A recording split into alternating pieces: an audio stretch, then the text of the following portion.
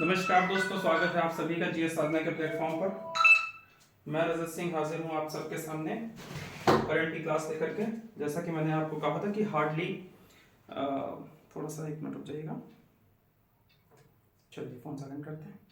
जैसा कि मैंने आपसे कहा था कि हार्डली ट्यूसडे तक, तो ट्यूसडे को आपकी करंट अफेयर्स की क्लास आ चुकी है और करंट अफेयर्स की क्लास में आज इस बार काफी बड़ी करंट अफेयर्स की क्लास रहेगी। तो मोस्ट प्रॉब्ली यही रहेगा कि हो सकता है कि क्लास को हम 2 शिफ्टों में करें। ठीक है, एक शिफ्ट अभी होगी अप्रॉक्स आधे घंटे या फिर 1 घंटे, देखते हैं जब तक क्लास चल पाएगी।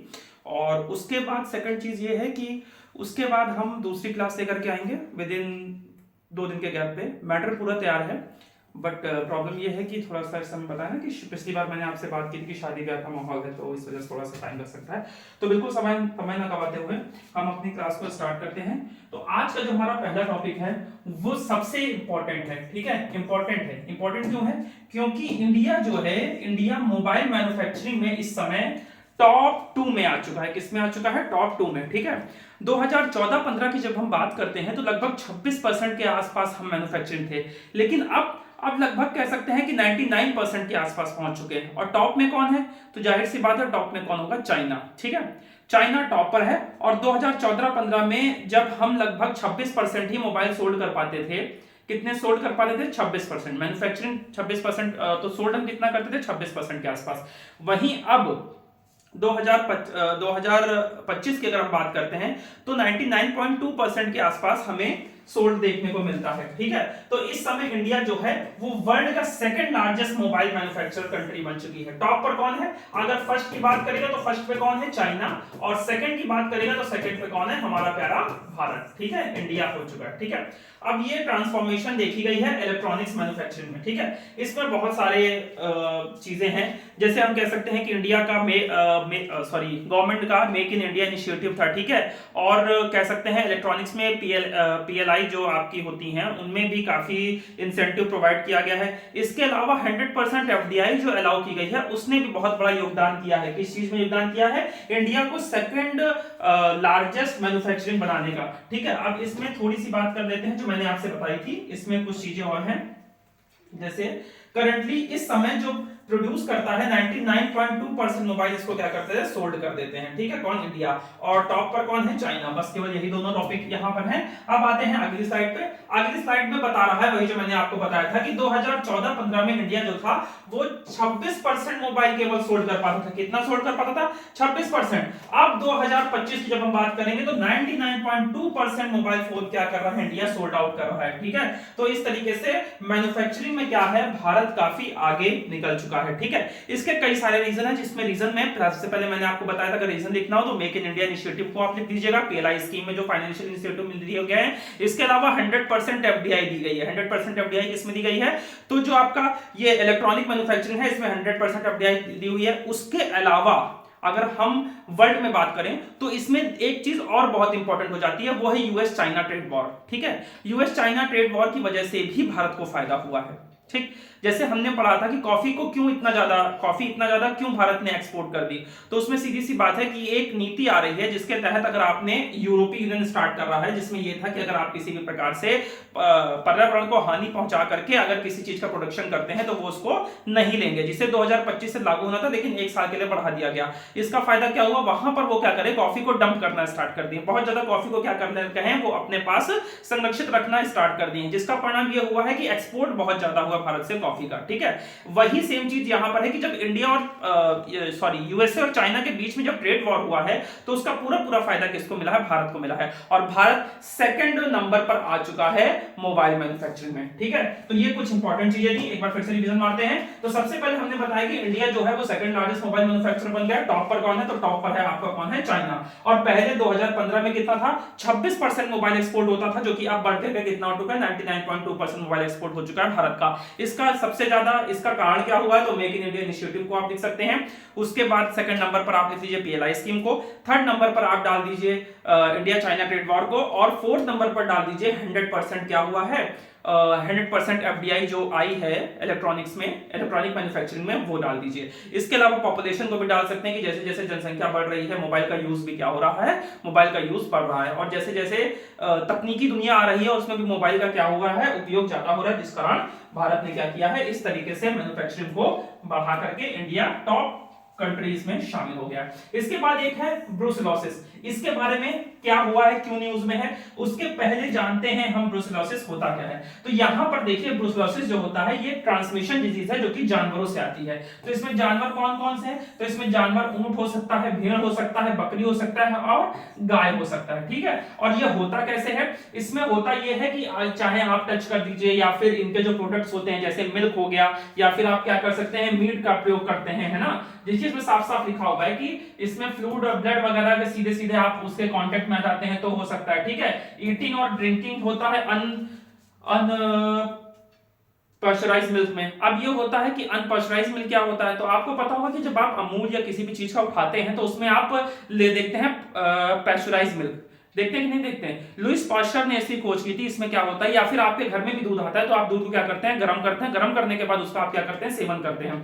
क्यों, लुईस पास्चर ने कहा था कि इसमें भी कई सारे बैक्टीरिया होते हैं, तो जब आप उसको गर्म करते हैं तो गर्म करने के बाद क्या होता है कि वो जो बैक्टीरिया होते हैं वो मर जाते हैं। ऐसी खोज किसने की थी, लुईस पास्चर ने की थी। इसीलिए हमें जो ग्रहण करना चाहिए दूध, वो पास्चराइज्ड मिल्क को ग्रहण करना चाहिए। अब यहाँ पर क्या होता है कि अगर आपने अनपास्चराइज्ड मिल्क का सेवन किया है और उस जानवर में जिसका मिल्क आप सेवन कर रहे हैं, जिसके दूध का आप सेवन कर रहे हैं, अगर उसमें ब्रुसेलोसिस बीमारी है तो वो बिल्कुल आपके अंदर में आ जाएगी, ठीक है। और फिर इसके बाद क्या होगा, फिर इसके बाद आपको क्या सकते, और दूसरा कारण क्या हो सकता है कि ईटिंग रॉ मीट फूड, अर्थात जो आप रोस्टेड चीजें आजकल बहुत ज्यादा चल रही हैं ना, रोस्टेड मीट बहुत हो रहे हैं। तो मान लीजिए जिस जानवर का आपने रोस्टेड मीट सेवन किया है, वो मीट क्या है, वो मीट में क्या था, उस जानवर को क्या थी, ब्रुसेलोसिस थी। तो इजीली क्या होता है कि वो आपके अंदर में आ जाता है। ब्रुसेलोसिस में क्या, रोस्टिंग में क्या होता है कि केवल उसको क्या किया था, भूना जाता है। भूनने की वजह से उसकी ऊपरी परत ही रहती है और अंदर क्या होता है, अंदर उतना ज्यादा बैक्टीरिया नहीं मर पाते हैं, जिसकी वजह से जब आप उसका सेवन करते हैं तो फिर आपको ये बीमारी हो सकती है जिसका नाम क्या है, ब्रुसेलोसिस। ट्रांसमिशन के बारे में हम पूरी तरीके से जान चुके हैं कि ये कैसे ट्रांसमिट होता है। और ये ह्यूमन टू ह्यूमन ट्रांसमिशन बहुत रेयर केस में देखने को मिलता है, और किसके according, world health organization WHO कहता है कि ये ह्यूमन टू ह्यूमन ट्रांसमिशन बहुत रेयर केस में देखने को मिलता है। लेकिन ये ज्यादातर किससे होता है, जानवरों से होता है। किससे होता है, जानवरों से होता है, ठीक है। और ये क्या है, ये बैक्टीरियल डिजीज है। कैसी है, बैक्टीरियल डिजीज है, ठीक है। सिम्टम्स क्या होते हैं, तो सिम्टम्स सीधे सीधे फीवर आ जाएगा, आपको वीकनेस आ जाएगी, ठीक है, वेट लॉस हो जाएगा, और क्या कह सकते हैं इसमें आपको कमजोरी जैसी लगने लगेगी। ये सारे सिम्टम्स हैं किसके हैं, ब्रुसेलोसिस के। अब बात करेंगे कि ये न्यूज में क्यों है, तो चूंकि ये न्यूज में है इसलिए हमने इसमें डिस्कस किया। तो न्यूज में क्यों है, क्योंकि अभी हाल में एक 8 साल की बच्ची की इसी बीमारी से क्या हो गई है, डेथ हो गई है। कहां पर हुई है, केरला के मल्लापुरम में। केरला के मल्लापुरम में 8 साल की एक बच्ची की डेथ होती है ब्रुसेलोसिस बीमारी से। और ब्रुसेलोसिस बीमारी के बारे में हम पढ़ चुके हैं कैसी होती है, ये एक बैक्टीरियल डिजीज है, ठीक है। ये कैसे होती है, ये ह्यूमन टू ह्यूमन ट्रांसमिशन हमको कम देखने को मिलता है, लेकिन जानवरों से ट्रांसमिशन ज्यादा देखने को मिलता है। जानवरों में कौन कौन से हैं, तो जानवरों में आपका शीप हो गया, जानवरों में आपका बफेलो या काऊ हो गया, ठीक है, जानवरों में आपका डॉग हो गया, जानवरों में आपका पिग हो गया, ठीक है, कई सारे हैं, भेड़ हो गए। इन सारे जानवरों से ये क्या होती है, आपको ट्रांसमिट होती है। और ये कैसे होती है, तो सीधी सी बात है, अगर आप उस संबंधित जानवर का दूध का सेवन करते हैं और दूध को आप पकाते नहीं है, अनपॉस्चराइज्ड मिल्क का सेवन करते हैं, या फिर क्या होता है, या फिर जो होता है आप मीट का सेवन करते हैं तो वो बैक्टीरिया नष्ट नहीं हो पाते हैं और फिर वो बैक्टीरिया आपके अंदर आ जाते हैं। आने के बाद सिम्टम्स क्या होता है, फीवर होता है, फटीग होता है, अर्थात कमजोरी आपको लगने लगेगी, बुखार आ जाएगा, ठीक है। इसके बाद डिस्कंफर्ट जैसा लगने लगता है, वेट लॉस हो जाता है। ये सारे सिम्टम्स होते हैं प्राइमरी सिम्टम्स, स्टार्टिंग सिम्टम्स आपको यही सब देखने को मिलते हैं, ठीक है। इसके बाद हमने देखा कि अभी न्यूज में क्यों है, तो 8 साल की बच्ची का इसी बीमारी की वजह से डेथ हो गया है, ठीक है। कहां पर, तो केरला में, ठीक। ये क्या है, ये बैक्टीरियल इन्फेक्शन है कॉज्ड बाय ब्रुसेलोसिस। ब्रुसेलोसिस की ही एक कह सकते हैं कि क्या है, बैक्टीरियल इन्फेक्शन है, ठीक है। और ये अफेक्टिंग उससे कैटल, गोट्स, ठीक है, शीप, स्वाइन, डॉग्स, इन सब से क्या होता है, ये आपको आता है, ठीक है। ये जूनोटिक डिजीज है, ठीक है। जूनोटिक डिजीज क्या होती है, तो जूनोटिक डिजीज, जूलॉजी, ठीक है। जूलॉजी मतलब किसका हो गया, जानवर का। तो मान के चलिए इसका मतलब क्या हो गया, जूनोटिक डिजीज का, जो ऐसी बीमारियां जो जानवरों से मनुष्यों में क्या होती है, ट्रांसमिट होती है, उसको हम क्या कहते हैं, जूनोटिक डिजीज। और अगर मान लीजिए जानवरों से कुछ डिजीज ऐसी भी होती हैं जो जानवरों से मनुष्यों में क्या होती है, ट्रांसमिट नहीं होते हैं, उसको क्या कहते हैं, उसको कहते हैं नॉन जूनोटिक डिजीज, ठीक है। तो ये क्या है, ये जो है ट्रांसमिट होती है किससे, एनिमल्स से, ठीक है। ये सारी चीजें हम देख ली हैं, तो मेजर चीजें हम लोगों ने देख ली है। और इसमें क्या है कि किससे ट्रांसमिट होता है ये याद रखिएगा, सिम्टम्स क्या होते हैं ये याद रखिएगा, ठीक है। ब्रुसेलोसिस में कैसी है, बैक्टीरियल है, वायरल है, फंगस है, तो कैसी है, बैक्टीरियल डिजीज है, जानवरों से ट्रांसमिट होती है। ये जूनोटिक डिजीज है, किन किन जानवरों से होती है उस पर मैंने चर्चा कर ली है, और इसके अलावा कैसे होती है उस पर हमने चर्चा कर ली है, ठीक है। तो अब आएगा तो आप बड़े आराम से क्वेश्चन को क्या करेंगे, रीड कर लेंगे। इसके बाद कर देखते हैं नाइट्रस ऑक्साइड का जो एमिशन है, एक स्टैफोर्ड स्टडी है, इसने क्या किया है, इसने कहा है कि ये जो नाइट्रस ऑक्साइड है ये बहुत ज्यादा फैल चुकी है, ठीक है। अब ये निकलती मेनली कहां से है, तो मेनली जो ये जो आपकी फैक्ट्रीज होती है ना, फैक्ट्रीज और या फिर कह सकते हैं जो फॉसिल फ्यूल होते हैं, इनसे नाइट्रस ऑक्साइड निकलती है। ये जो होती है ये नॉक्स ग्रुप से बिलोंग करती है, ठीक है। किससे बिलोंग करती है, नॉक्स ग्रुप से बिलोंग करती है। इंडस्ट्रियल जो होता है उससे निकलती है, ठीक है। इसके अलावा फॉसिल फ्यूल से निकलती हैं, अलग अलग जगह से नाइट्रस ऑक्साइड निकलती है। तो ये जो नाइट्रस ऑक्साइड है ये खास तौर पे आप कह सकते हैं कोयले में भी निकलता है, ठीक है। कोयले में भी जब आप बर्न करेंगे, ठीक है, तो कोयले को बर्न करने पर भी क्या होता है कि नाइट्रस ऑक्साइड निकलता है। तो रीजन क्या है नाइट्रस ऑक्साइड निकलने का हमने देख लिया है। अब यहां पर बात आती है कि सर इससे होगा क्या, तो सीधी सी बात है कि जब नाइट्रस ऑक्साइड एमिट हो रही है तो ये आपकी ओजोन लेवल को, ओजोन की जो लेयर है उसको प्रभावित करती है। सर ओजोन लेवल प्रभावित होने से क्या होगा, तो जब आपकी ओजोन लेयर प्रभावित होगी तो उसका सीधा सीधा इफेक्ट किसको पड़ेगा, पौधों पर पड़ेगा।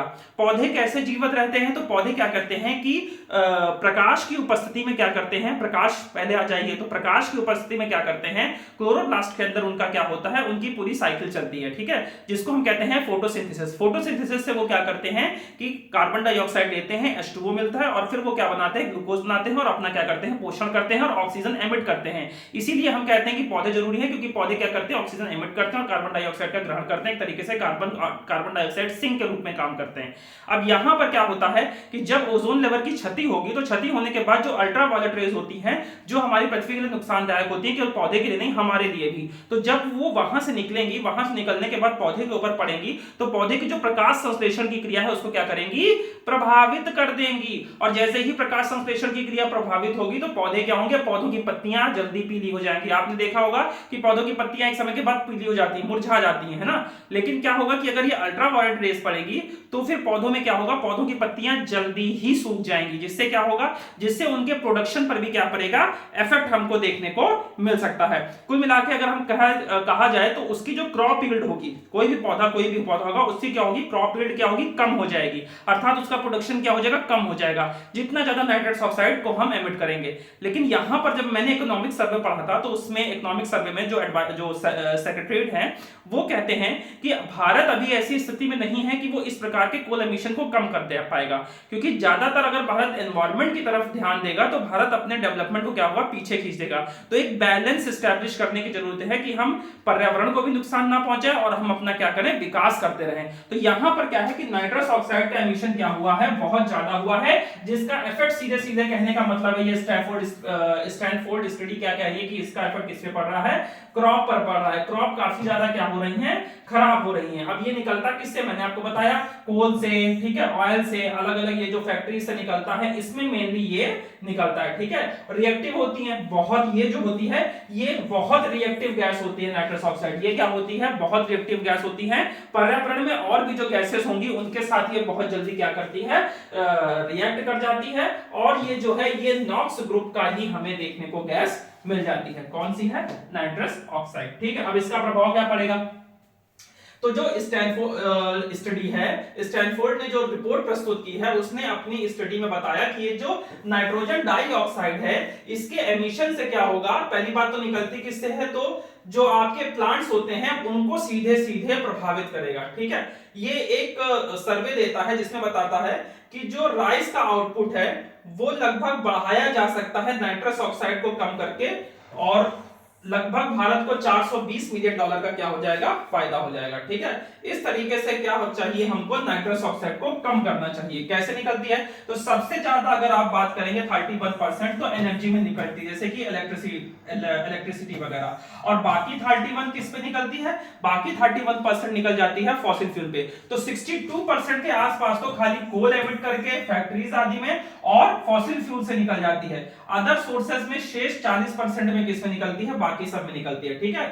तो ये सारी चीजें क्या थी, नाइट्रस ऑक्साइड जो बता रही है कि भारत में नाइट्रस ऑक्साइड का एमिशन क्या हो रहा है, बहुत ज्यादा हो रहा है। ये स्टडी की किसने, स्टैनफोर्ड स्टडी ने, ठीक है, स्टैनफोर्ड स्टडी ने ये रिपोर्ट प्रस्तुत की है। इसमें कहा है कि नाइट्रस ऑक्साइड की संख्या जो परसेंटेज है वो बहुत बढ़ रहा है। नाइट्रस ऑक्साइड नॉक्स ग्रुप का है, ठीक है, नाइट्रस ऑक्साइड बहुत रिएक्टिव है, नाइट्रस ऑक्साइड ओजोन लेवल को क्षति पहुंचाती है, जिससे क्या होता है, ओजोन लेयर की क्षति होने से क्या होता है कि क्रॉप यील्ड पर असर पड़ता है। अगर नाइट्रस ऑक्साइड को कम किया जाता है तो मेनली व्हीट और राइस में क्या होगा कि प्रोडक्शन को बढ़ाया जा सकता है, क्योंकि क्या होगा, क्योंकि उनका प्रोडक्शन फिर प्रभावित नहीं होगा, उनकी क्रॉप यील्ड को बढ़ाया जा सकता है। कैसे, नाइट्रस ऑक्साइड को कम करके, ठीक है। तो नाइट्रस ऑक्साइड को कम करके आपको कोल पे निर्भरता को कम करना पड़ेगा, फॉसिल फ्यूल पर निर्भरता को कम करना पड़ेगा, ठीक है। तो जो बहुत बड़ी चुनौती है भारत के लिए, ठीक। अब देखते हैं अगला, अगला है हमारा एक्सरसाइज यू एक्वेरिन, ठीक है। अगला क्या है, अगला है हमारा एक्सरसाइज एक्वेरिन। ये क्या है, ये 13th एडिशन है एक्सरसाइज एक्वेरिन का, ठीक है। किसके किसके बीच में होती है, मोस्ट इंपॉर्टेंट यही रहता है। तो मालदीव के बीच में और इंडिया के बीच में, इंडियन आर्मी और मालदीव्स नेशनल डिफेंस फोर्स के बीच में कंडक्ट होती है ये एक्सरसाइज। इसका नाम क्या है, एक्सरसाइज एक्वेरिन, ठीक है। इसका मतलब क्या होता है, इसका मतलब होता है फ्रेंड्स इन द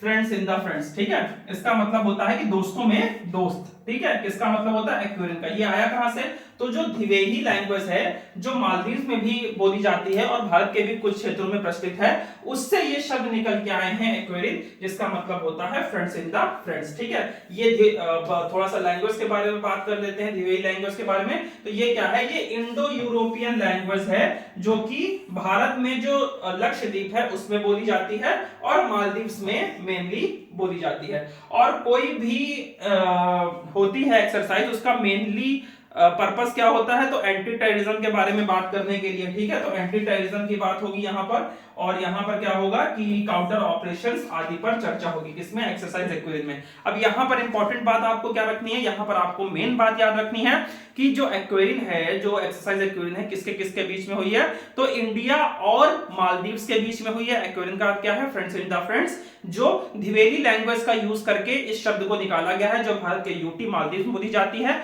और मालदीव्स के भी भारत के यूटी लक्षद्वीप में बोली जाती है और मालदीव में भी बोली जाती है, ठीक है। खैर मालदीव भारत का यूटी नहीं है, ठीक है। अब बात करते हैं इंटरनेशनल क्रिमिनल कोर्ट की।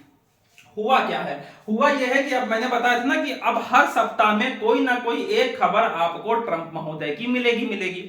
अब ट्रंप महोदय ने सर अब क्या कर दिया है, तो अब ट्रंप महोदय कह रहे हैं कि भैया ये जो इंटरनेशनल क्रिमिनल कोर्ट है, ये इंटरनेशनल क्रिमिनल कोर्ट यूएस और इजराइल को टारगेट करता है। समझ रहे हैं, ट्रंप साहब क्या कह रहे हैं कि भैया इंटरनेशनल क्रिमिनल कोर्ट आप जो है यूएस और किसको टारगेट करते हैं, इजराइल को टारगेट करते हैं। देखिए डोनाल्ड ट्रंप ने सैंक्शन लगा दिया है इंटरनेशनल क्रिमिनल कोर्ट पे। उन्होंने कहा है, सैंक्शन क्यों लगाया है, क्योंकि वास्तव में जो इंटरनेशनल क्रिमिनल कोर्ट है, अकॉर्डिंग टू डोनाल्ड ट्रंप, ये जो है ये अमेरिका और इजराइल को क्या है, टारगेट करता है। अब यहां से आपके पेपर के लिए क्या इंपॉर्टेंट हो जाता है कि इंटरनेशनल क्रिमिनल कोर्ट है क्या। बिल्कुल कंफ्यूज मत होइएगा, major difference between International Criminal Court and International Court of Justice, बहुत अंतर है दोनों में। क्या है मेन डिफरेंस, मेन डिफरेंस ये है, यहां से ये चीज याद रखिएगा, बिल्कुल मतलब कंफ्यूज मत होइएगा। इंटरनेशनल क्रिमिनल कोर्ट यूरोपीय यूनियन का पार्ट नहीं है, यद्यपि यूरोपीय यूनियन को भी वो हैंडल करता है, लेकिन इंटरनेशनल कोर्ट ऑफ जस्टिस जो है यूरोपीय यूनियन की जो कुछ प्रमुख संस्थाएं हैं उनमें से क्या है, एक है। इसके अलावा क्या है, जो इंटरनेशनल कोर्ट ऑफ जस्टिस है, ये डिफरेंस स्टेट्स के बीच में वर्क करता है, ठीक है। डिफरेंस स्टेट का मतलब ये हो गया कि मान लीजिए कोई डिस्प्यूट हो जाता है ऑस्ट्रेलिया और न्यूयॉर्क के बीच में, जो कि मुश्किल है लेकिन फिर भी मान लीजिए हो गया, या कोई विवाद चल रहा है इस समय यूक्रेन और रशिया के बीच में, है ना। तो यहां पर क्या होगा, इंटरनेशनल कोर्ट ऑफ जस्टिस में यहां पर ये मुद्दा जाएगा और फिर दोनों के बीच में जज की तरीके से, एक तरीके से कोर्ट की तरीके से काम करता है इंटरनेशनल कोर्ट ऑफ जस्टिस। तो बहुत बड़े बड़े मैटर लगाते हैं, ठीक है। लेकिन ट्रंप पर किसने इंपोज किया है, ट्रंप पुतिन पर किसने किया है? तो पुतिन पर जिसने आक्षेप लगाए हैं, जिसमें केस चल रहा है, वो इंटरनेशनल क्रिमिनल कोर्ट में चल रहा है, ना कि इंटरनेशनल कोर्ट ऑफ जस्टिस। अर्थात ये जो होता है इंटरनेशनल क्रिमिनल कोर्ट, ये इंडिविजुअल पर्सन के ऊपर वर्क करता है। ठीक है, जब आपको पर्टिकुलर स्टेट के ऊपर, तो फिर आप criminal international Court of justice जाइए, और जब किसी वर्ल्ड में किसी इंटरनेशनल व्यक्ति के ऊपर इंपोज होता है, तो फिर वो किस पे होता है? इंटरनेशनल क्रिमिनल कोर्ट में।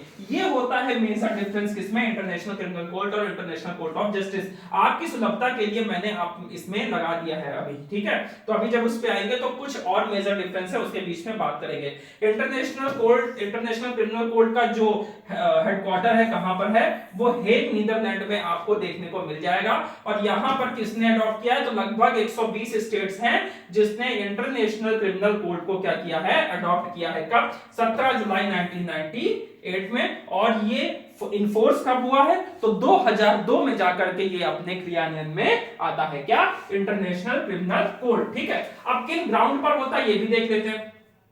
तो ये जो है, ये है इसके कुछ ग्राउंड। ठीक है, जैसे जीनोसाइड, जैसे वॉर क्राइम्स, जैसे क्राइम्स अगेंस्ट ह्यूमैनिटी और क्राइम्स ऑफ एग्रेशन। जैसे जब इंटरनेशनल क्रिमिनल कोर्ट ने लगाया था, तो शायद क्राइम अगेंस्ट ह्यूमैनिटी पर ही पुतिन पर लगाया था कि ये ह्यूमैनिटी, मानवता के खिलाफ ये क्या है? बहुत बड़ा अपराध है। उसके बेस पर इंटरनेशनल क्रिमिनल कोर्ट में पुतिन के ऊपर केस चल रहा है। और अब अगर जिसने क्या किया है, इंटरनेशनल क्रिमिनल कोर्ट में जो है, जो 120 कंट्रीज हैं, ये क्या करेंगी? अगर मान लीजिए पुतिन इन कंट्रीज में जाते हैं, तो वहां पर क्या होता है? वहां पर पुतिन को गिरफ्तार किया जा सकता है। क्यों? क्योंकि संबंधित कंट्री ने क्या किया है? संबंधित कंट्री ने इसके नॉर्म्स को फॉलो किया है। और नॉर्म्स ये हैं कि जो भी व्यक्ति इसमें फाइल है, जो भी व्यक्ति इसमें है, अगर वो दोषी पाया जाता है, तो वो उन संबंधित कंट्रीज में अगर कहीं होगा, तो उन कंट्री की जिम्मेदारी होगी कि इंटरनेशनल क्रिमिनल कोर्ट को ये बताएंगे, और इंटरनेशनल क्रिमिनल कोर्ट उस कंट्रीज में क्या करेगा? जाकर के उनको क्या करेंगे? गिरफ्तार करेंगे। इसीलिए क्या होता है कि जो ब्रिक्स का समिट होता है, वो कजान डिक्लेरेशन जब साउथ अफ्रीका में होता है तब नहीं जाते हैं पुतिन, और जब रशिया में तो खैर जाएंगे, तब उन्होंने कजान डिक्लेरेशन में रशिया में जाकर के पुतिन उसमें सम्मिलित हुए थे। लेकिन साउथ अफ्रीका में उन्होंने किसको भेजा था? साउथ अफ्रीका में उन्होंने अपने फॉरेन मिनिस्टर को भेजा था जाकर के। ठीक है, तो ये कुछ बेसिक चीजें हैं जिसको आपको पता होना चाहिए। तो ये क्या था? Genocide, war crimes, crimes against humanity, crime of aggression, इन सब के बेस पर क्या होता है कि किसी भी पर्टिकुलर व्यक्ति के ऊपर केस चलाया जा सकता है। ठीक है, ये 2002 से क्या हुआ था? इसमें स्टार्ट हुआ था, और वर्तमान समय में इसकी मेंबर कंट्रीज कितनी हैं? 124। ठीक है, इसमें कौन कौन है? यूनाइटेड स्टेट है, चाइना है, इजराइल है, इंडिया है। ये सारी क्या है? इसकी पार्टी नहीं है। मोस्ट इंपॉर्टेंट याद रखिएगा, पुतिन साहब इसीलिए इंडिया आ रहे हैं क्योंकि इंटरनेशनल क्रिमिनल कोर्ट का इंडिया पार्ट नहीं है।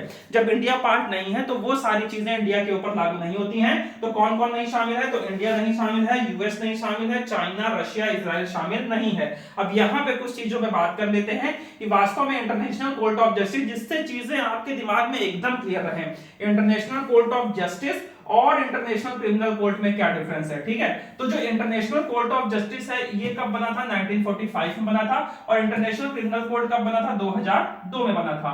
ये क्या है? ये जो इंटरनेशनल कोर्ट ऑफ जस्टिस है, ये हाईएस्ट कोर्ट है किसकी? यूएन की। ठीक है, और जो आईसीसी है, आईसीसी वो वाला नहीं, मैच वाला नहीं, ये दूसरा इंटरनेशनल क्रिमिनल कोर्ट, ये जो है, ये यूएन का पार्ट नहीं है। और इसकी जो हेडक्वार्टर है वो कहां पर है? हेग में है। दोनों की आपको हेडक्वार्टर हेग में देखने को मिल जाएगी। ठीक है, इसका ज्यूरिडिक्शन क्या है? अर्थात इसका क्या दायरा क्या है केस सुनने का? तो यूएन मेंबर स्टेट्स में, जितने यूएन मेंबर स्टेट्स हैं, उनको ये क्या करेगा? उनको सुनेगा। और ये जो आईसीसी इंटरनेशनल क्रिमिनल कोर्ट है, ये क्या करेगा? ये इंडिविजुअल पर्सन की बातें, पर्सन के ऊपर लगे हुए क्राइम से डील करता है। ये है मेजर डिफरेंस। ठीक है, तो ट्रम्प साहब ने बताया आईसीसी के बारे में, और जैसे ही उन्होंने इंटरनेशनल क्रिमिनल कोर्ट के ऊपर सैंक्शन लगाया, हमारे लिए इंपॉर्टेंट हो जाता है कि इंटरनेशनल क्रिमिनल कोर्ट को जानना। इंटरनेशनल क्रिमिनल कोर्ट 1998 में जाकर के 120 कंट्रीज में लागू होता है, जो कि इनफोर्स में कब से होता है? 2002 में। इंटरनेशनल क्रिमिनल कोर्ट इंडिविजुअल के ऊपर लागू होता है, ना कि किसी स्टेट के ऊपर। ठीक है, और इंटरनेशनल क्रिमिनल कोर्ट के ग्राउंड क्या है? ग्राउंड भी हम डिस्कस कर लिए हैं, वो है genocide, war crime, crime against humanity और क्राइम्स ऑफ एग्रेशन। ये कुछ बेसिक चीजें हैं किसके? इंटरनेशनल क्रिमिनल कोर्ट के बारे में। अब चलते हैं आगे। आगे देखेंगे सरनाली रिवर। ये देखिए, खून से बहती हुई नदी है। ठीक है, ये क्या है? खून से बहती हुई नदी है। एक्चुअली हुआ क्या है, जो अर्जेंटीना है, ठीक है, अर्जेंटीना में जो ब्यूनस आयर्स है, ठीक है, अर्जेंटीना कैपिटल, वहां पर ये बहती है सारा नदी रिवर। अब इसमें हुआ क्या है, इसमें हुआ ये है, ये माना जा रहा है कि इसके आसपास इंडस्ट्रियल बहुत ज्यादा डेवलप हो गया, इंडस्ट्री बहुत ज्यादा डेवलप हो गई है, तो जो इंडस्ट्रियल वेस्ट होता है वो सीधे सीधे इसमें डाल दिया जाता है। अब जब वो इंडस्ट्रियल वेस्ट इसमें डाल दिया जाता है तो इसकी स्थिति कैसी हो चुकी है, ये हो चुकी है, पूरी तरीके से ये नदी क्या हो चुकी है, लाल हो चुकी है, ठीक है। तो ये कहां पर है, ये ब्यूनस आयर्स अर्जेंटीना में है, और ये अब पूरी तरीके से ब्लड रेड में बदल चुकी है। क्यों, क्योंकि मैंने आपको बताया कि आसपास क्या है, इंडस्ट्रियल पूरा डेवलपमेंट हो चुका है, इंडस्ट्री काफी बहुत ज्यादा है, तो जो इंडस्ट्रियल वेस्ट होता है उसकी एक तरीके से केमिकल डंपिंग इसमें कर दी जाती है, जिस कारण ये पूरी तरीके से क्या हो चुकी है, लाल हो चुकी है, ठीक है। ये बहुत स्मॉल ट्रिब्यूटरी है, ठीक है, और ये जो आपका रियो डी ला प्लाटा है उससे होकर के बहती है, ठीक है। और रियो डी प्लाटा जो है वो अर्जेंटीना और उरुग्वे की क्या है, बहुत इंपॉर्टेंट एस्चुरी देखने को हमको मिल जाती है, ठीक है। तो ये कुछ इंपॉर्टेंट है, एक्चुअली लोकेशन वाइज इंपॉर्टेंट है, चूंकि अर्जेंटीना में आया है तो आपका जिम्मेदारी है कि अर्जेंटीना कहां पर है इसको आप देखेंगे, ठीक है। अर्जेंटीना, उरुग्वे, बोलिविया, इस तरीके से जब आप साउथ अमेरिका में जाएंगे तो फिर वहां पर आपको अर्जेंटीना मिल जाएगी, वहीं पर ये निवल सारा नदी। इसका रीजन क्या है, तो आसपास इंडस्ट्री डेवलप हुई है, तो जो इंडस्ट्रियल वेस्ट है उसको इसमें डंपिंग किया जा रहा है, जिस वजह से क्या होगा, इसका कलर क्या हो चुका है, लाल हो चुका है। ये अब आप इन्वायरमेंट से रिलेटेड कोई भी क्वेश्चन लिख रहे हो, कुछ भी लिख सकते हो, तो आप एक रेफरेंस दे सकते हैं कि हमें अपनी जो नदियां हैं उनको साफ रखना चाहिए, केमिकल जो आपको होती है, इंडस्ट्री के जो केमिकल होते हैं उनकी डंपिंग नहीं करनी चाहिए, वरना भारत की जो प्रमुख नदियां हैं वो भी क्या होंगी, सारा नदी रिवर की तरह बदल सकती हैं, ठीक है। तो इस तरीके से आप जो कंटेंट है उनका यूज करिए, उनको जब मेंस में लिखेंगे ना तो उनको आप बहुत अच्छे से यूज करके लिखिए, तो बहुत इफेक्ट पड़ता है क्वेश्चन पे। अगला है शतावरी के बारे में। शतावरी एक्चुअली एक पौधा है, ठीक है, इसके लिए बेटर हेल्थ कैंपेन के लिए इसको लॉन्च किया गया है, और ये जो मिनिस्ट्री है, मिनिस्ट्री ऑफ आयुष, आयुष का फुल फॉर्म क्या है, आयुर्वेद, योगा, यूनानी, सिद्धा, होम्योपैथी, ठीक है। तो जो मिनिस्ट्री ऑफ आयुष है उसने लॉन्च किया है एक न्यू स्पीशीज को, जिसका नाम क्या है, शतावरी। एक्चुअली न्यू स्पीशीज नहीं है, इसको एक तरीके से प्रमोट कर रहे हैं, ठीक है, फॉर बेटर हेल्थ, ठीक है। एक्चुअली महिलाओं के लिए बहुत ज्यादा इंपॉर्टेंट है, क्योंकि हम क्या क्या चीजें हैं इसमें हम बताएंगे, ठीक है। तो ये जो पब्लिक है, पब्लिक में अवेयरनेस को बढ़ाने के लिए इस कैंपेन को स्टार्ट किया, जिसका नाम क्या है, शतावरी। इसमें एक तरीके से कह सकते हैं गिफ्ट आदि के रूप में रैप करके आयुष मंत्रालय क्या होगा कि गिफ्ट के रूप में भी आप इसको दे सकते हैं, ठीक है। शतावरी क्या है, तो ये क्या है, ये आयुर्वेदिक मेडिसिन है, ठीक है, जिसका ज्यादातर यूज कह सकते हैं कई कई चीजों में इसका प्रयोग किया जा सकता है। जैसे मैंने आपको बताया था खास तौर पर महिलाओं के लिए, तो जैसे जो आपके प्रजनन स्वास्थ्य में सुधार के लिए हो सकता है, ठीक है, हार्मोन को जो आजकल सबसे ज्यादा समस्या होती है, तो हार्मोन को संतुलित करने में मदद करती है।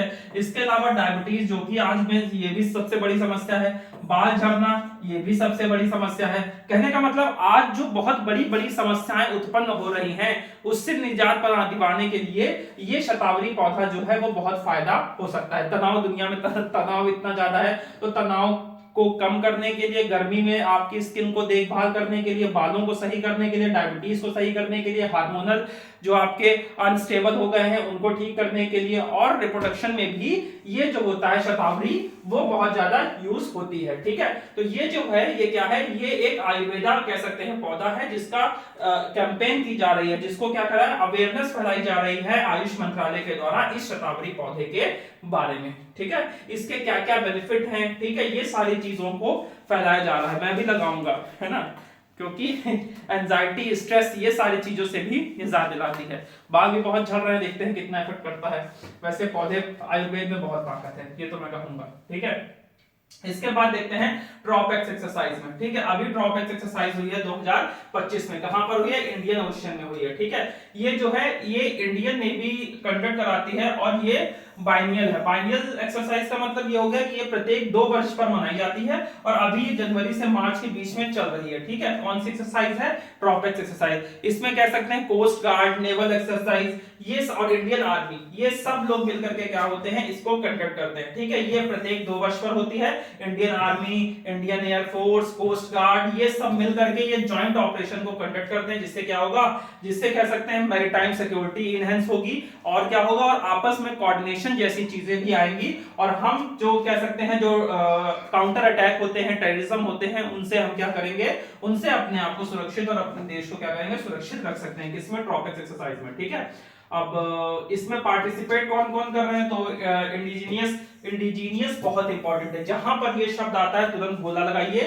गोला क्यों लगाइए, क्योंकि ये कहीं ना कहीं जो मेक इन इंडिया इनिशिएटिव है इसको क्या कर रहा है, इनहेंस करने का काम कर रहा है। अर्थात ये पूरी तरीके से किसके द्वारा निर्मित है, भारत के द्वारा निर्मित है। तो जो आपका इंडिजीनियस एयरक्राफ्ट कैरियर विक्रांत है वो इसमें शामिल हो रहा है, और state of the art Visakhapatnam और कोलकाता क्लास डिस्ट्रॉयर ये भी आपके क्या हो रहे हैं, शामिल हो रहे हैं। मैंने आपको बताया था डिस्ट्रॉयर क्या होता है। ठीक है, इसके अलावा क्या है, कालवरी जो सबमरीन है वो भी इसमें क्या हो रही है, शामिल हो रही है, और एक एयरक्राफ्ट मिग 29 के भी इसमें क्या हो रहा है, शामिल हो रहा है। ये सब मिलकर के क्या करेंगे, इस एक्सरसाइज को कंडक्ट करेंगे। इस एक्सरसाइज को कंडक्ट करने से होगा क्या कि हमारा आपस में कोलैबोरेशन, कोऑर्डिनेशन और मैरीटाइम जो सिक्योरिटी है वो क्या होगी, इनहेंस होगी। किसमें, ट्रॉपिक्स में। ठीक है, तो अभी इसके पहले जो मैंने एक्सरसाइज देखी थी, कौन सी देखी थी, एक्वेरियन देखी थी, वो किसके किसके बीच में हो रही थी, इंडिया और मालदीव्स के बीच में हो रही थी। ये कौन सी है, ये ट्रॉपिक्स एक्सरसाइज है, जो कि कहां पर हो रही है, इंडिया ओशन में हो रही है। इंडिजीनियस विक्रांत इसमें शामिल हो रहा है। इसमें Indian army, coast guard, navy सब मिलकर के क्या होते हैं, कोलैबोरेशन, कोऑर्डिनेशन के लिए इसमें शामिल होते हैं, जिससे मैरीटाइम सिक्योरिटी हमारी क्या हो सके, इनहेंस हो सके। ठीक है, अब चलते हैं आगे। अगला है कालबेलिया डांस के बारे में देखते हैं। मैं होटल में अक्सर डाइनिंग करने जाया करते हैं, तो वहां पर बाहर खाना खा रहे थे हम लोग, तो वहां पर होटल के बाहर ये लोग डांस कर रहे थे। ठीक है, तो ये जो कालबेलिया कम्युनिटी है इसका डांस मैंने देखा है। इसमें देखिए ज्यादातर होता है कि महिलाएं ऐसे रंग बिरंगे कपड़े पहनते हैं, और पीछे जो पुरुष होते हैं वो क्या करते हैं, वो ज्यादातर इंस्ट्रूमेंट बजाते हैं। ये जो कालबेलिया कम्युनिटी है ये मोस्ट फेमस थी किसके लिए, मोस्ट फेमस थी सांपों के लिए। जो सांप को पकड़ना, ठीक है, किसी के घर में पहले सांप आ जाते थे, तो वहां पर क्या होता है कि सांपों को पकड़ना, सांप से रिलेटेड जितने काम होते थे वो ये कालबेलिया कम्युनिटी करती थी वर्तमान में। अब फिर उसके बाद क्या हुआ, उसके बाद हम जाते हैं वाइल्ड लाइफ प्रोटेक्शन एक्ट वगैरह आ गए, जिससे क्या होगा, जिसमें सांप को भी सम्मिलित कर दिया गया वाइल्ड लाइफ प्रोटेक्शन एक्ट 1972 में। अब उससे हुआ क्या है कि उससे सांपों को क्या किया गया है कि अब जो ये काम करते थे उसको इनको रोक दिया गया। इसके अलावा ये क्या करते थे, ये डांस परफॉर्म करते थे। तो अब ये क्या करते हैं, अब ये डांस परफॉर्म करते हैं, और सांप जैसे रिलेटेड चीज से उनको रोक दी गई, तो इन्होंने अपनी जीविका के लिए अन्य साधन बना दिए। जैसे मान लीजिए ये डोलची वोलची जो बनाते हैं ना, ये सारे काम ये लोग करते हैं। और ये है कहां पर, ये ज्यादातर आपको राजस्थान में देखने को मिलते हैं। तो मैं जब गया था तो उसमें गाना चल रहा था, गाना मुझे याद नहीं आ रहा, अरे गाना बिल्कुल याद नहीं आ रहा, गाना चल रहा था, वो भी राजस्थानी गाना था, जिसका मतलब भी मुझे समझ में आ रहा था, लेकिन इस समय मुझे बिल्कुल ध्यान नहीं आ रहा वो गाना कौन सा है। तो अब बात करते हैं कालबेलिया कम्युनिटी के बारे में। ये जो है ये एक कह सकते हैं नोमैडिक ट्राइब है, कहां की, राजस्थान की। ठीक है, अब देखिए, हाँ, अब इसमें यहां पर हुआ क्या है, तो जो अजमेर है ना राजस्थान में, अजमेर में यहां पर क्या है, एक नाइट स्कूल स्टैब्लिश किया गया। कहां पर, भैरवी विलेज में। किस लिए, तो यहां के जो कालबेलिया होते हैं इनको एजुकेशन प्रोवाइड करने के लिए, ठीक है, खास तौर पे इनकी वुमेन को, ठीक है, कालबेलिया वुमेन को एजुकेशन प्रोवाइड करने के लिए अजमेर के भैरवी विलेज में एक स्कूल को क्या किया गया है, इनहेंस किया गया है। अब देखिए ये है क्या, तो कालबेलिया ऑल्सो नोन एज सपेरा डांस, ये जो डांस भी करते हैं ना ये सपेरे के रूप में करते हैं। बीन जैसी एक चीज बजाते हैं, उसका नाम कुछ और होता है ना, नाम देखिए मुझे नहीं याद आ रहा,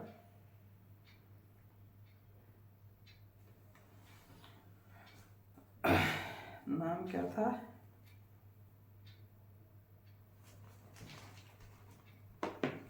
नाम बीन जैसी कोई चीज, ना तो मुझे गाना याद आ रहा है ना ही मुझे इनका बोला था,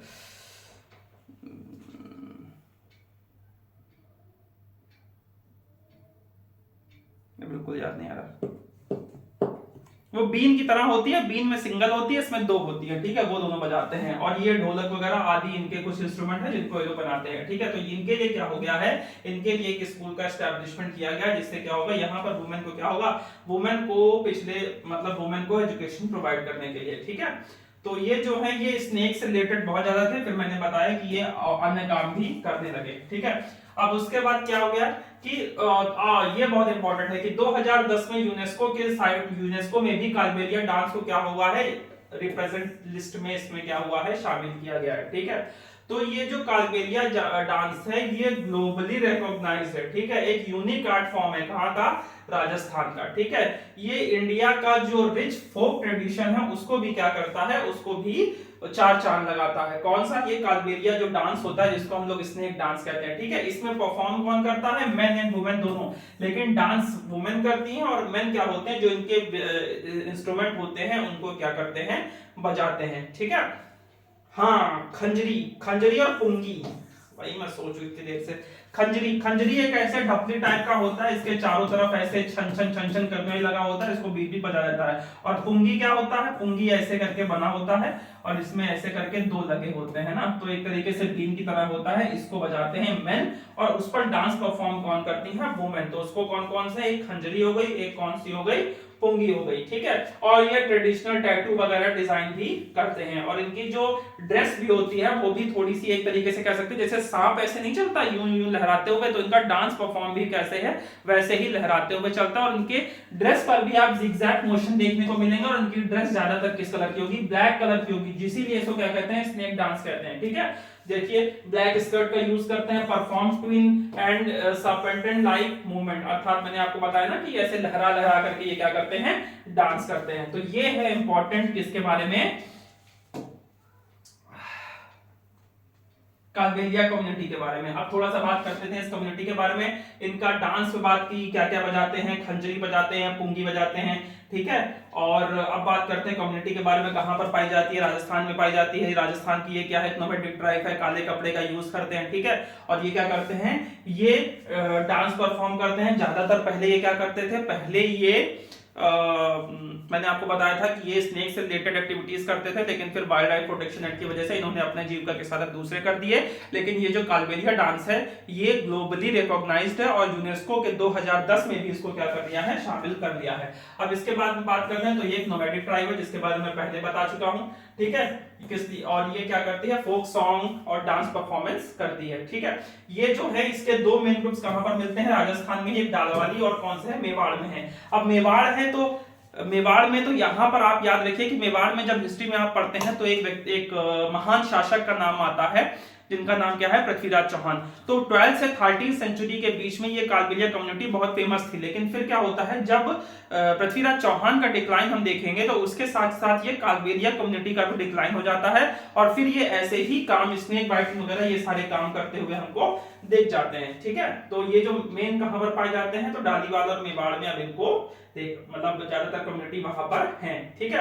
और ये क्या है, ये हिंदुइज्म को फॉलो करते हैं, ठीक है। और इनका क्रिमेशन जो है वो थोड़ा सा अलग टाइप का है, ठीक है। क्रिमेशन कैसे अलग टाइप का, ये हिंदुइज्म को फेमस करते हैं, लॉर्ड शिवा की वर्शिप करते हैं। तो ये लोग क्या करते हैं, ये जब कोई व्यक्ति इनके यहाँ मर जाता है तो मरने के बाद क्या करते हैं, उसको दफना देते हैं, और दफनाने के बाद उसके ऊपर नंदी की एक प्रतिमा को क्या करते हैं, लगा देते हैं। क्या कर देते हैं, नंदी की प्रतिमा को लगा देते हैं। तो इनका क्रिमेशन थोड़ा सा हमको कह सकते हैं, नॉर्मली जो हिंदुइज्म ट्रेडिशन में देखने को मिलता है वो हमको थोड़ा सा अलग देखने को मिलता है। हिस्टोरिकल सिग्निफिकेंस में मैंने आपसे बात कर लिया कि 12 से 13 सेंचुरी के बीच में क्या होते हैं कि ये देखने को मिलते हैं। और पृथ्वीराज चौहान के समय में ये क्या थे, काफी ज्यादा इनके फेमस थे, लेकिन फिर पृथ्वीराज चौहान का जब डिक्लाइन होता है उसके साथ इनका डिक्लाइन होता है। फिर 12th-13th सेंचुरी के बाद जब कह सकते हैं यहाँ पर राजपूत डायनेस्टी थोड़ी थोड़ी उठने लगी थी, और तब फिर वापस ये कालबेलिया कम्युनिटी फेमस होती है, ठीक है। तो ये सारी इंफॉर्मेशन थी किसके बारे में, कालबेलिया कम्युनिटी के बारे में। अब बात करते हैं नेशनल कमीशन फॉर सफाई कर्मचारी, ठीक है। मैं सोच रहा हूं कि इसको आज का लास्ट टॉपिक कर देते हैं, और फिर टॉपिक यहां से कर देंगे एंड। रीजन क्या है, टॉपिक एंड कर देंगे क्योंकि मुझे लग रहा है कि 40 मिनट के आसपास हो चुका है। तो जब 40 मिनट हो चुका है तो अगले टॉपिक लगभग मान के चलिए 1 घंटे का रहेगा, क्योंकि अभी पूरी की पूरी 20 स्लाइडें बाकी हैं। 40 मिनट भी मानिए तो बहुत लेंथी हो जाता है, आप ही लोग कहते हैं, तो इसीलिए 40 मिनट का अभी डाल दिया, इसका पार्ट 2 हम आपको बाद में डाल देंगे। तो अभी बात कर लेते हैं किसकी, अभी बात कर लेते हैं हम नेशनल कमीशन फॉर सफाई कर्मचारी, ठीक है। हाँ ठीक है, तो जो यूनियन कैबिनेट है उसने अप्रूवल दिया है, ठीक है, कि जो आपका नेशनल कमीशन फॉर सफाई कर्मचारी है इसको 2028 तक क्या किया जाए, बढ़ाया जाए। देखिए लिखा हुआ है यूनियन कैबिनेट ने क्या किया है, अप्रूवल दिया है एक्सटेंशन का। किसके एक्सटेंशन का, तो ये जो नेशनल कमीशन फॉर सफाई कर्मचारी है इसको 31 मार्च 2028 तक बढ़ा दिया जाए, ठीक है। और 51 करोड़ रुपए जो अप्रोक्सीमेटली जो इसमें फाइनेंशियली आउटलेट में है उसको भी क्या किया जाए, यूज किया जाए। अब नेशनल कमीशन फॉर सफाई कर्मचारी स्टैब्लिश कब हुआ था, तो 1994 में। लेकिन 1994 में ये क्या था, ये एक स्टैच्यूटरी बॉडी था। क्या था, स्टैच्यूटरी बॉडी था। फिर इसके बाद इसको बढ़ाया जाता है धीरे धीरे, है ना, इसको 2-2 साल बढ़ाया जाता है। फिर 2004 में क्या हो जाता है, 2004 में ये क्या करता है कि इसके कमीशन को एक्सटेंड किया जाता है। कब तक, 2004 तक। और 2004 के बाद से ये कैसे काम कर रही है, ये नॉन स्टैच्यूटरी बॉडी के रूप में काम कर रही है। कौन सी, नेशनल कमीशन फॉर सफाई कर्मचारी। इसको कितना बढ़ा दिया गया, 3 साल के लिए बढ़ा दिया गया 2028 के लिए। ये काम क्या करता है, ये जो सोशली इकोनॉमिकली अपलिफ्टमेंट का काम करता है, जो हमारे सैनिटेशन वर्कर्स होते हैं, है ना, जो सफाई कर्मचारी होते हैं, ठीक है, हम लोग गंदगी करते हैं, है ना, उनका काम तो सफाई है। तो कई कई बहुत गलत गलत शब्द यूज होते हैं इनके लिए कि वो आ गया है ना, मतलब अब नहीं देना चाहिए, लेकिन एक्चुअली सफाई कर्मी बहुत अच्छा शब्द है। वो आपके घर के कूड़ा उठा करके वो क्या करते हैं, उसको एक तरीके से आपके घर का पूरा साफ सुथरा रखने का काम करते हैं। तो उनको इनहेंस करने के लिए, सोशली और इकोनॉमिकली अपलिफ्टमेंट करने के लिए ये सैनिटेशन वर्कर्स प्रोग्राम लॉन्च हुआ था। कब, 1994 में। और फिर उसके बाद यहाँ पर क्या होता है कि ये स्टैच्यूटरी बॉडी के रूप में काम करता है 2004 तक। और 2004 के बाद ये क्या करता है, नॉन स्टैच्यूटरी बॉडी के रूप में काम करता है। ये क्या काम करता है, जो सैनिटेशन में लगे हुए वर्कर होते हैं उनकी वर्किंग कंडीशन को भी सुधारने का काम करता है। कौन, ये जो है आपका नेशनल कमीशन फॉर सफाई कर्मचारी, ठीक है। इसके बाद ये मैंने बताया था ना कि 2004 तक ये क्या था, स्टैच्यूटरी बॉडी के रूप में काम करता है। फिर बाद में इसको ministry of social justice and empowerment के अंतर्गत काम दे दिया जाता है। अब ये क्या है, अब ये एक नॉन स्टैच्यूटरी बॉडी है। तो अब अगर क्वेश्चन आता है क्या नेशनल कमीशन फॉर सफाई कर्मचारी एक स्टैच्यूटरी बॉडी है, तो आपका आंसर होगा नो। क्यों, क्योंकि अब ये क्या हो चुकी है, नॉन स्टैच्यूटरी बॉडी हो चुकी है। अब ये किसके अंडर में आ गई, ministry of social justice and empowerment के अंतर्गत आ गई है, ठीक है। इसका चेयरपर्सन जो होता है यूनियन मिनिस्टर रैंक का होता है, ठीक है। वाइस चेयरमैन कोई भी हो सकता है, सेक्रेटरीट रैंक का हो सकता है, ठीक है। और 5 मेंबर होते हैं इसमें, ठीक है। कितने मेंबर्स होते हैं इसमें, 5 मेंबर आपको देखने को मिल जाएंगे, ठीक है। तो ये कुछ टॉपिक पे हमने डिस्कस किया है आज, ठीक है। एक बार रिवीजन मार लेते हैं, हमने क्या क्या चीजें देखी हैं। तो हमने देखा है कि सेकंड लार्जेस्ट इंडिया बन चुका है मैन्युफैक्चरिंग में। ब्रुसेलोसिस बीमारी से एक बच्ची की डेथ हो गई है। ब्रुसेलोसिस बीमारी क्या है उसके बारे में बात कर ली है। उसके बाद नाइट्रोजन डाइऑक्साइड के बारे में हमने बात की है कि किस प्रकार से क्रॉप यील्ड को अफेक्ट करता है। फिर एक्सरसाइज एक्वेरियम की बात की है जो किन किन 2 देशों के बीच में होता है और क्यों इसको एक्वेरियम नाम दिया गया है। फिर हमने ब्रीफली बात की थी इंटरनेशनल कोर्ट ऑफ जस्टिस में किस प्रकार से ये इंटरनेशनल क्रिमिनल कोर्ट के बारे में बात की थी। और फिर मैंने आपको बताया था कि किस प्रकार से ये इंटरनेशनल कोर्ट ऑफ जस्टिस से अलग है। फिर हमने सरा नदी स्ट्रीम के बारे में बात की थी, ठीक है, किस तरीके से ये पूरी तरीके से खूनी नदी के बीच में परिवर्तित हो चुकी है। फिर शताब्दी के बारे में बात की थी। कैंपेन स्टार्ट किया गवर्नमेंट ने इसको प्रमोट करने के लिए, क्यों, क्योंकि ये जो है इससे कई सारे हेल्थ बेनिफिट है। फिर ड्रॉपएक्स एक्सरसाइज की बात की थी, इसमें कौन कौन से शामिल हो रहे हैं उनकी बात की थी। कालबेलिया कम्युनिटी के बारे में ब्रीफली हमने डिस्कस किया था। और फिर हमने बात की थी नेशनल कमीशन फॉर सफाई कर्मचारी में, जिसको 3 वर्षों के लिए बढ़ा दिया गया, ठीक है। तो आज के लिए इतना ही रहने देते हैं। फिर इसके बाद 2 दिन बाद मान के चलिए कि आज मंगल है, बुधवार, बृहस्पतिवार, शुक्रवार को आपका टॉपिक पड़ जाएगा करंट का। और बीच में शुक्रवार को करंट का टॉपिक ऐसे ही रिकॉर्ड करके डाल देंगे और फिर लाइव शुक्रवार को आएंगे, ठीक है। शुक्रवार और शनिवार को हिस्ट्री क्लास लेकर, ठीक है। तो चैनल पर बने रहिए। चैनल में जो लोग नए हैं चैनल को लाइक, सब्सक्राइब, शेयर जरूर करिए, ठीक है। तो आज की क्लास यहीं खत्म करते हैं। Thank you very much.